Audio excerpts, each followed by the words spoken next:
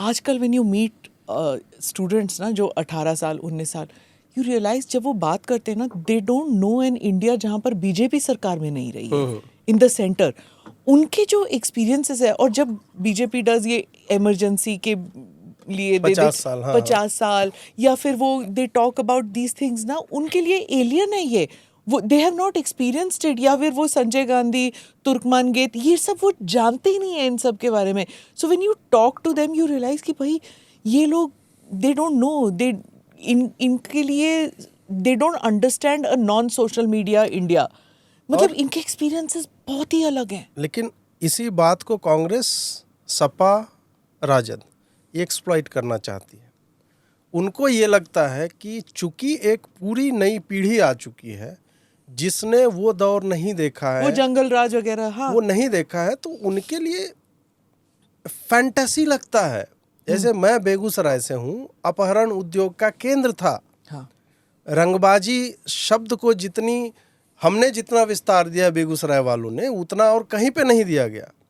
मेरे सामने की घटना है, सेंटर ऑफ बेगूसराय काली स्थान रोड है, उस पे 2 आदमी ऐसे गन लेकर के, एक आदमी ड्राइव कर रहा है, वो आदमी पलटा हुआ है, गोली चलाते हुए निकल रहा है। इस तरह से घरों में पेंट नहीं करवाते थे क्योंकि रैंसम का लेटर आ जाएगा।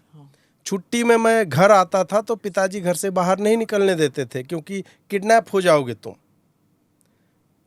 अभी के जनरेशन को यू ट्राई टेलिंग देम, उनको लगता है ये इतना थोड़े होता होगा। इसीलिए अभी लालू यादव सामाजिक न्याय के मसीहा हो गए, बिकॉज बातें नरसंहार और लोगों को चॉपिंग ब्लॉक पे काटना, ये लगता है यार ये नेटफ्लिक्स सीरीज का अजीत जी आप स्क्रिप्ट बता रहे हो। अब यहाँ पे चैलेंज भाजपा के लिए यही आता है कि how will you communicate this to new generation of voter जो 2003 के बाद आए हैं। Yeah, because when I interviewed Tejasvi and all that, बात करते हैं ना, they just deny it, and it's my lived experience as a journalist I've seen it. वो बोलते कॉन्स्पिरेसी है ये। As journalists हम जब कवर करने जाते थे, स्पेशली women journalists, बहुत मुश्किल होता था। एक तो between one city to the other city या टाउन होते थे। सिटीज कितने थे बिहार में? 1 और 2 सिटीज, बाकी टाउन्स होते थे। एक तो आप सुबह निकल के वापस शाम को पटना आना ही पड़ता था। You can't stay the night anywhere क्योंकि होटल्स होते नहीं थे, सेफ्टी थी नहीं, and you had to come back. मतलब अगर आप यू गोइंग टू गया, उस टाइम गया भी जाते थे, तो यू हैड टू लीव गया by 2 o'clock in the afternoon to come back to Patna, क्योंकि आप रात को नहीं निकल सकते। 150 किलोमीटर आने में 6 घंटे आपको लग जाएंगे। तो you can't do that. So coverage खत्म करो। इवन दो लाइट है टेलीविजन में, हमको light is very important, you can't cover it. और फिर यू फाइंड रूट्स जहाँ पर नक्सल नहीं है, जहाँ पर माफिया नहीं है, मतलब वो रूटिंग करके वापस आना पड़ता था। तो एक हमारे लिए एक फिक्सर होता था जो हमें बताता था कि एक तो कैमरामैन, एक साउंडमैन, एक आपका लोकल रिपोर्टर और एक फिक्सर जो हमको बताएगा भाई इस इलाके से इस इलाके विमेन के लिए सेफ नहीं है, इस इलाके से इस इलाके में नक्सल है, इस इलाके से इस इलाके में माफिया है, यहाँ पर फिरौती होती है, यहाँ पे नहीं आप जा सकते। अगर if you tell people this ना, टुडेज रिपोर्टर्स दे थिंक बना रहे हैं, कुछ भी बता रहे हैं। वो बोल रहे हैं अपने स्ट्रगल को स्मिता जी बढ़ाने के लिए सब आपने बना रखे हैं कहानियां, इस टाइप की बातें। बट इट्स ट्रू, पर ऐसे होता था। मैडम ये बिल्कुल सही है कि हमारे लिए चैलेंज भी है और अपॉर्चुनिटी भी है, क्योंकि अब मोर एंड मोर पीपल जो हैं वो हमारे era of governance is their first thing which is there. तो ये as a political party it's also a challenge and an opportunity that we expand and reach out to them in newer ways which is possible. जिन्होंने वो वाला काल देखा है वो आज 100% मैडम ये जानते हैं कि आज की स्थिति बहुत ज़्यादा बेहतर है। मैं इस बात को मानता हूँ मैम कि आज की तारीख में देखिए, जब मैम 1950s का दौर था, जब कांग्रेस तीसरी बार नेहरू जी बन पाए थे, तब इंफॉर्मेशन डिसेंट्रलाइजेशन नहीं था मैम, तब मोनोलिथिक कम्युनिकेशन हुआ करती थी, तब कुछ भी नहीं था। फिर हम सैटेलाइट के दौर में गए, अब हम एक इंफॉर्मेशन डिसेंट्रलाइजेशन के दौर में जहाँ कोई भी किसी व्यक्ति का वीडियो कहीं भी बना सकता है। तो आज जेन्युइनली पावर एक डेमोक्रेसी के अंदर मैं ये मानता हूँ लोगों के में कि कुछ इंटरनेशनली भी कुछ होगा, वो भी एक लोकल चुनाव को मैडम इम्पैक्ट कर सकता है, और कोई लोकल चीज़ है वो भी नेशनल चुनाव को इम्पैक्ट कर सकता है। तो ऐसे दौर के अंदर किसी ना किसी तरीके से व्यक्ति जो है वो इंफॉर्मेशन उस तक पहुंच सकती है। सो मतलब ऐसा नहीं है कि लोग साइलोज में कर रहे हैं। हाँ। तो ऐसी स्थिति के अंदर जो अपने कम्युनिकेशन को ज़्यादा बेहतर तरीके से उसको पहुंचाएगा। साइलो से पर निकलना मैं- पड़ेगा। पर मैम एक चीज़ बताऊं, कितना भी कम्युनिकेशन चीज़ हो, मूल कारण मैंने देखे मैडम, वोटर दो चीज़ों के लिए वोट करता है। बेरिंग अपार्ट इंस्टेंसेस की भाई पर्सनल किसी एमएलए से अच्छा है बुरा है वो सब आप छोड़ दीजिए, एमपी से अच्छा बुरा है वो अलग है, बट लार्जर लेवल पे या तो उसका उसकी ज़िंदगी में बेहतरी उस सरकार की वजह से हुई, कुछ उसने देखा कि यार मेरा फ़ायदा हुआ, मेरी बेहतरी हुई, मेरा सड़क बनी, कुछ चीज़ बनी, वो चीज़ हो गई तो उसका स्वाभिमान बेहतर हुआ, something to do which impacts his life in some way और the other, or he knows that this life is better than the last life, or there is a larger national interest in which he wants to associate and win.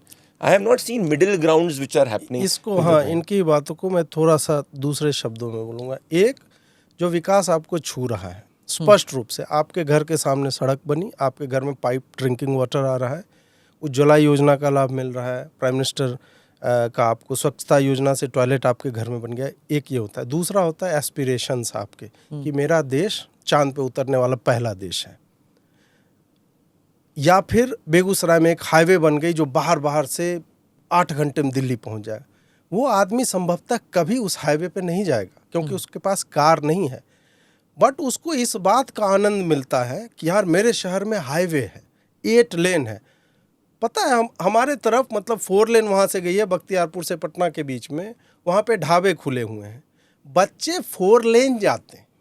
It is like Zimbabwe में जब पहली बार escalator आया था तो लोग escalator पे चढ़ने के लिए जाते थे। इसको आप रिप्लेस नहीं कर सकते हो, इसको आप मतलब you can not discount it कि ऐसा जो है लोगों के लिए घर की सड़क और हाईवे दोनों इम्पोर्टेंट है। एंड बख्तियारपुर का नाम बदलना चाहिए। हाँ, वो दुर्भाग्य ये है कि उनकी कॉन्स्टिट्यूएंसी है, नालंदा के बगल में नीतीश कुमार की कॉन्स्टिट्यूएंसी है, it has to be change. और पता नहीं क्यों और किसी को पता नहीं है। मैं ये स्टोरी करने भी गई थी एक बार, I don't know how many, I think may be नीतीश's सेकंड टाइम ही वाज फाइटिंग और समथिंग, मैं वहाँ करने गई थी एंड नोबडी इवन न्यू। नहीं पता है किसी को नहीं पता। बख्तियारपुर हिंदी नाम टाइप का हो गया कि होगा, उनको खिलजी कौन था nobody knows. And this is the sad part. हाँ, और इनफैक्ट नालंदा में भी आप जाओगे और नालंदा पे बहुत बढ़िया काम किया नीतीश कुमार ने। वो पता नहीं आप, मैं 2012 में गया था, वहाँ 6-6 फीट घास उगी हुई थी। उसके बाद अभी मैं अपने ससुराल वालों को वहाँ पे घुमाने ले गया, आपको लगेगा आप किसी वेस्टर्न यूनिवर्सिटी में खड़े हो, मतलब रूइंस है, एक एक ब्लेड ऑफ ग्रास मैनिक्योर्ड, आप एक पत्ता नहीं तोड़ सकते हो, गार्ड हर जगह पे, इतनी सफाई है, लगता ही नहीं कि वो बिहार है। ये नहीं होना चाहिए। नहीं, वही मैं बोल रहा हूँ ना, इन्होंने वो मैं एक बिहार देखा है, बिहारी के इसीलिए ये तौर बोल पे रहे मैं हैं। बोल रहा हूँ, मैंने देखा है ना, मैंने देखा है वो दौर जब लाइट आती ही नहीं थी और अब 22 घंटे लाइट आ रही है तो लोग परेशान हो गए कि बच्चा दिन भर टीवी देखता है मेरा। उसके साथ ये भी हाँ, हाईवे कहीं पे मैंने सुना मध्य प्रदेश में बन गया तो वहाँ के गांव के बुजुर्ग चिंतित हैं कि अब यहाँ पे बाइक्स चलेंगी, 100 के स्पीड चलेगा, मरने लगेंगे हमारे बच्चे। तो वो सब होता है। फोन आ गया तो बेटियां फोन लेंगी। मतलब हर प्रोग्रेस के साथ थोड़ा बहुत हाँ वो 1-2% रहता है। Anyway, thank you so much gentleman, आप आए and you shared your experiences. I think हम पॉलिटिक्स से हट के पर्सनल लाइफ पे भी आ गए थे। वेरी नहीं, तो पहला पॉडकास्ट है इसलिए बढ़िया एस्टैब्लिशिंग है, वो बेस है। रियली? हाँ। अच्छा, you haven't gone on a podcast, देखा? नहीं, मैं बोल रहा हूँ आपके साथ हमारा पहला। आपके साथ हमारा पहला podcast। हाँ, because you have been on, है ना, किसके साथ? बाकी तो मैं हाँ प्रखर और ये सब प्रखर के बहुत साथ। कम में जाता हूँ। हम लोग दोनों आए हुए हैं, पर ये हम दोनों का पहला पॉडकास्ट आपके साथ। Okay, thank you. तो हम एलिजिबल टिक लिस्ट में हो गए कि नंबर 1 पॉडकास्ट ऑफ इंडिया के अंदर हम फीचर कर गए। ऐसे कुछ नहीं है नंबर 1 नंबर 2, बट फिर भी थैंक यू सो मच, आप आए। Thank you. Thank you. Namaste, Jai Hind. You're watching ANI podcast with Smita Prakash. अगर हम उसको मस्जिद कहेंगे तो फिर विवाद होगा।